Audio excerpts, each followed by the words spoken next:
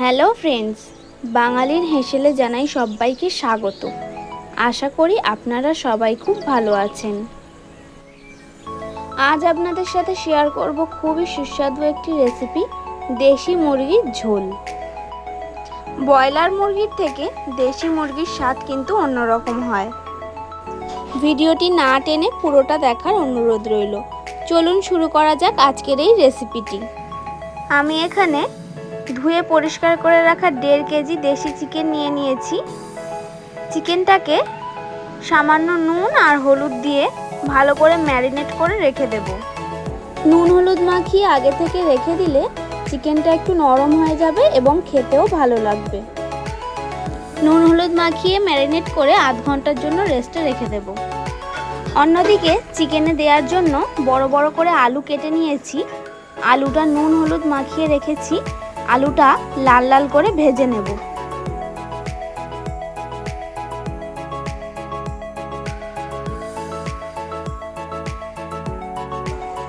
দেখুন আলুটা লাল লাল করে ভেজে নিয়েছি। এবারে তেল ছেঁকে একটি পাত্রে তুলে রাখবো। এবার ওই তেলেই কিছু গোটা মশলা ফোড়ন দিয়ে দেব। 2টো তেজপাতা, 2টো শুকনো লঙ্কা, গোটা গরম মশলা আর কয়েকটা গোলমরিচ আর 1 চা চামচ গোটা জিরে ফোড়ন দিয়ে দেব। ফোড়নটা ভেজে নেব ফোড়ন থেকে সুন্দর গন্ধ ছেড়ে যাওয়া পর্যন্ত। ফোড়ন থেকে সুন্দর গন্ধ ছেড়ে দিলে দিয়ে দেব কেটে রাখা পেঁয়াজ। পেঁয়াজের রংটা বদলে যাওয়া পর্যন্ত পেঁয়াজটা ভালো করে ভেজে নেব। দেখুন পেঁয়াজের রংটা পাল্টে এসেছে। এই সময় দিয়ে দেব 2 চামচ আদা রসুন কাঁচা লঙ্কা বাটা। আদা রসুনের পেস্টটা ভালো করে পেঁয়াজের সাথে ভেজে নেব যাতে আদা রসুনের কাঁচা গন্ধটা কেটে যায়। এই সময় দিয়ে দেব স্বাদ মতো চিনি। চিনিটাও ভালো করে সব কিছুর সাথে মিশিয়ে নেব। বেশ কিছুক্ষণ ভেজে নেওয়ার পরে দিয়ে দেব ম্যারিনেট করে রাখা চিকেন।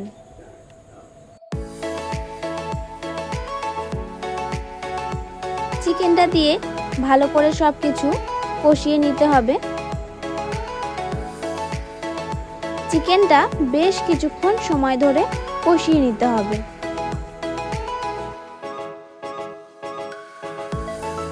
বেশ কিছুক্ষণ সময় ধরে চিকেনটা কষিয়ে নেওয়ার পরে কিছু গুঁড়ো মশলা দিয়ে দেব।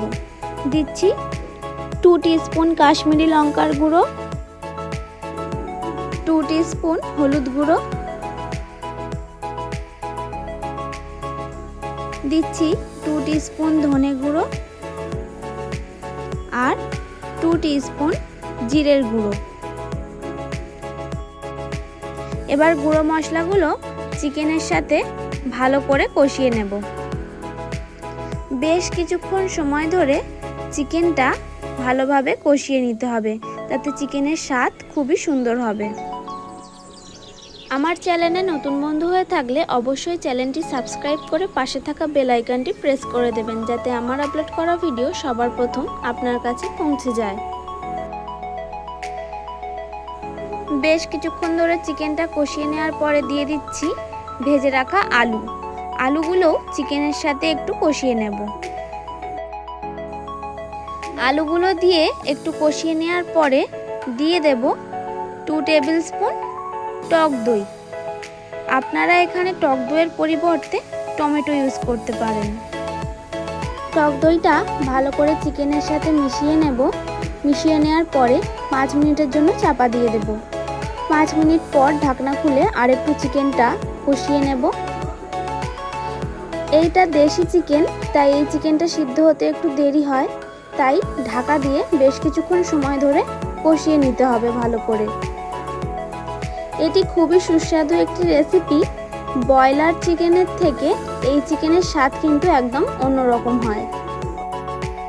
বেশ কিছুক্ষণ সময় ধরে চিকেনটা কষিয়ে নেওয়ার পরে একটি পাত্রে চিকেনটাকে ঢেলে নেব। তারপরে কড়াইতে গরম জল দিয়ে কড়াইয়ের গায়ে লেগে থাকা মশলাগুলো ভালো করে ধুয়ে চিকেনের মধ্যে দিয়ে দেব।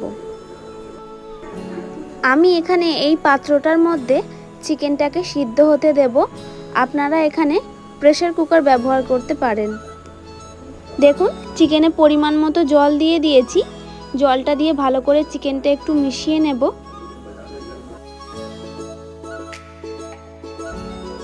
চিকেনটা ভালো করে মিশিয়ে নেওয়ার পরে এবারে চিকেনটা আমি সিদ্ধ হতে দিয়ে দেব।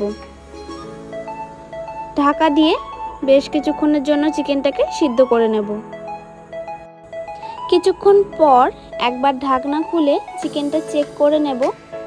একবার সব কিছু ভালো করে নাড়াচাড়া করে নেব। ভালো করে নাড়াচাড়া করে নিয়ে স্বাদ মতো নুন দিয়ে দেব। আপনারা অবশ্যই নুনটা আপনাদের পরিমাণ মতো বুঝে দেবেন। নুনটা চিকেনের সাথে ভালো করে মিশিয়ে আবারও ঢাকা দিয়ে কিছুক্ষণ সিদ্ধ হতে দেব। কিছুক্ষণ পর ঢাকনা খুলছি, চিকেনটা সিদ্ধ হয়ে গেছে। শেষে দিয়ে দেব গরম মশলা গুঁড়ো।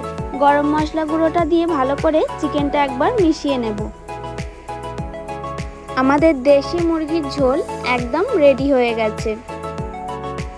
দেখুন কতটা সুন্দর হয়েছে দেশি মুরগির ঝোল। আপনারাও অবশ্যই বাড়িতে গরম ভাতের সাথে দেশি মুরগির ঝোল বানিয়ে পরিবেশন করুন। ভিডিওটি ভালো লাগলে অবশ্যই একটি লাইক করে শেয়ার করবেন এবং কমেন্ট করে জানাবেন এই দেশি মুরগির ঝোল আপনাদের কেমন লাগলো। ফিরে আসবো আবার একটি অন্য রেসিপি নিয়ে। পুরো ভিডিওটি দেখার জন্য ধন্যবাদ।